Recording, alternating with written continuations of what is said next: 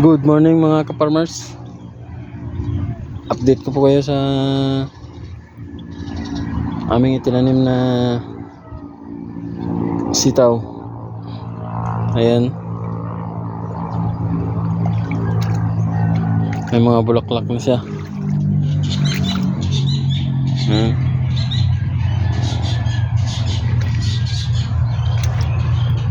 Ito ay Condor Verdana. Mahigit 600 na puno. Ayan.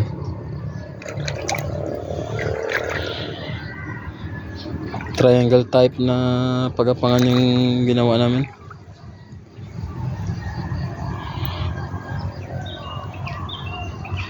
Makikita nyo mga ka-farmers, may katabi siyang okra.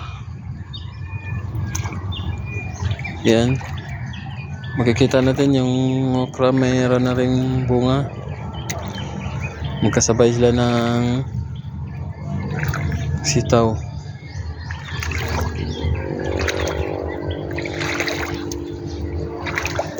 Isang dangkal lang po yung layo ng agwat ng sitaw. Yan. Yung mga bulaklak na. Yung iba meron ng mga bunga.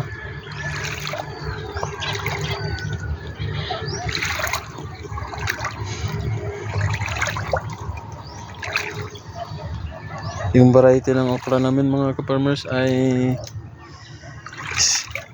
smooth green ng east-west. Yung sitaw naman ay Verdana ng Condor. Ayan.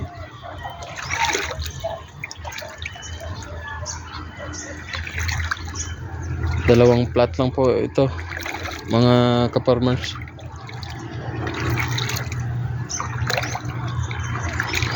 Kung mapapansin nyo mga ka-farmers, nag-ista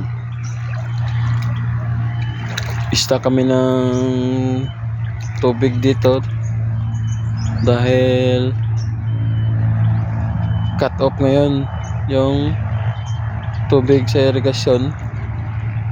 Kaya nung tumaas yung tubig, nagpaakyat kami dito para i-stock.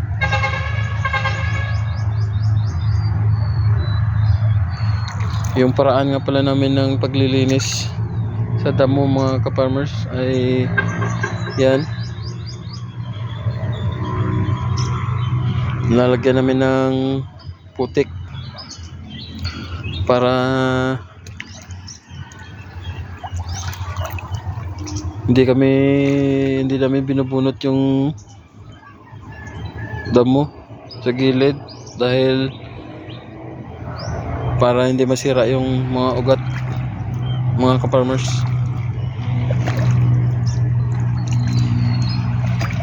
Ayan.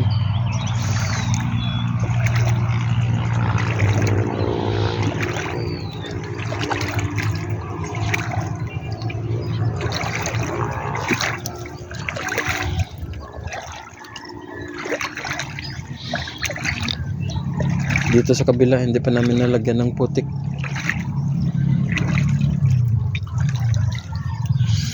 Dahil sa El Nino ngayon dito, kaya ginawa namin ganito. Nag-i-stock kami ng tubig para hindi mahirap magdilig mga ka-farmers. Ayan, may mga bulaklak na. Yung ibang sanga hindi pa namin na pagapang doon sa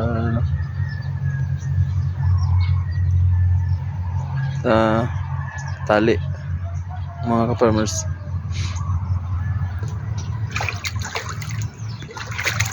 Yan.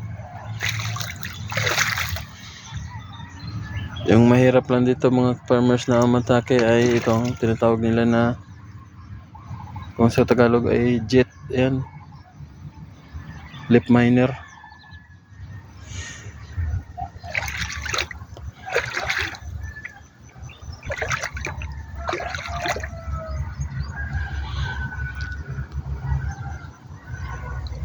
Yan po mga ka-farmers.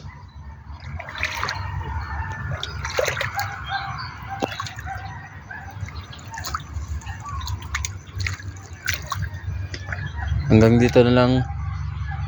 Maraming salamat.